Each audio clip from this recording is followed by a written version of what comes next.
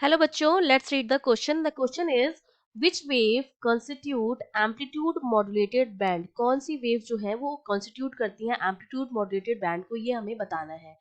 तो देखिए, जब हम बात करते हैं एम्पलीट्यूड मॉड्यूलेटेड वेव की कॉन्सेप्ट, इसमें हमारा क्या रहेगा. जब हम एम्पलीट्यूड मॉड्यूलेटेड बैंड की बात करते हैं तो उसमें क्या होता है, सबसे पहले तो हमें पता होना चाहिए बैंड विड्थ. अगर की हम बात कर रहे हैं, कोई बैंड की बात कर रहे हैं, तो उसमें जो बैंड विड्थ हमारी होती है, जिसको हम W से रिप्रेजेंट करते हैं, बैंड विड्थ, वो हमारी क्या होती है, ये हमारी होती है difference between highest and lowest frequency. ठीक है, difference between lowest and highest frequency.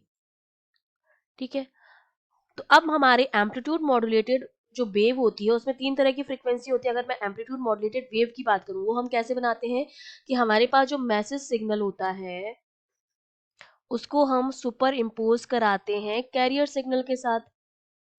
ठीक है, और सुपर इम्पोज करा के अगर मैं एम्पलीट्यूड मॉड्यूलेशन कराना चाह रही हूँ तो मैसेज सिग्नल का जो एम्पलीट्यूड होता है वो कैरियर सिग्नल के हिसाब से वेरी करता है, और उसके बाद हमें एम्पलीट्यूड मॉड्यूलेटेड वेव मिल जाती है. ठीक है, इस वेव की जो फ्रीक्वेंसी होती है वो बढ़ जाती है. जब हम इसको मॉड्यूलेशन इसका कराते हैं तो इसकी वजह से वेवलेंथ कम हो जाएगी और फ्रीक्वेंसी जो होती है वो बढ़ जाती है. तो इस तरह से हमें एम्पलीट्यूड मॉड्यूलेटेड वेव मिल जाती है. इसमें एम्पलीट्यूड जो है वो वेरी करता है मैसेज सिग्नल का कैरियर सिग्नल के हिसाब से. तो वो हमने एएम वेव बना ली. अब इस एएम वेव की तीन फ्रीक्वेंसीज होती हैं. ठीक है, जिनको हम नाम देते हैं F1, F2 और F3.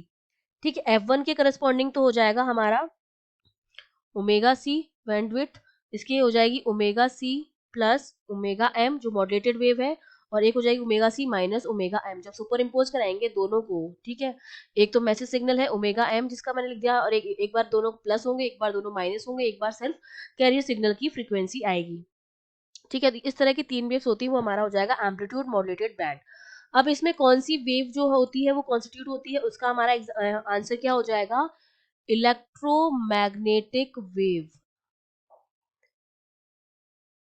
ये वेव जो होती है वो कॉन्स्टिट्यूट करती है एम्पलीट्यूड मॉड्यूलेटेड बैंड को, जिसकी फ्रीक्वेंसी जो होती है वो होती है लेस देन 30 मेगा हर्ट्ज. ठीक है, तो ये हमारा क्या हो जाएगा, आंसर हो जाएगा. I hope you understood well. All the best.